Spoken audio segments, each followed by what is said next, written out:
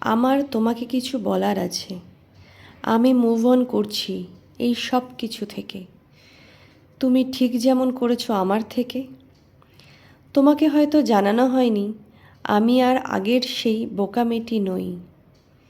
তোমার এই ব্যস্ততা যে আসলে ব্যস্ত থাকার একটা অভিনয়, সেটা আমি খুব ভালো মতন বুঝতে পারি।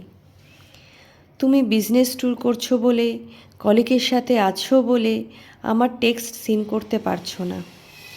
তারপর তোমার বাড়ি ফেরা, তোমার বাড়িতে এসে ল্যাপটপে কাজ করা, তোমার টায়ার্ডনেস, এই সব কিছুর মাঝখানে আমি যেন কোথায় হারিয়ে গেলাম। অথচ এই একটা সময় ছিল যখন আমিই ছিলাম তোমার সঙ্গে।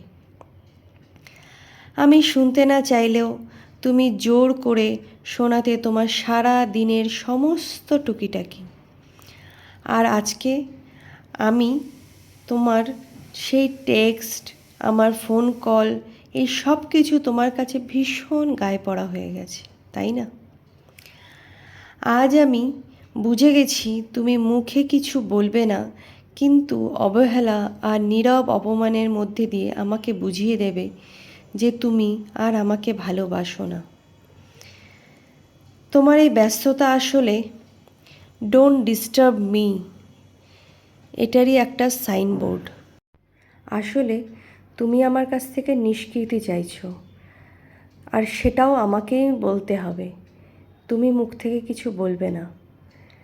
ঠিক আছে, আমিই বললাম। Good bye. আজকে আমি তোমাকে কথা দিলাম, আমি আর তোমাকে ডিস্টার্ব করব না। নীরবে সরিয়ে নেব নিজেকে। আগেও চেয়েছি তুমি ভালো থেকো, আর এখনও চাইছি তুমি ভালো থেকো বন্ধু।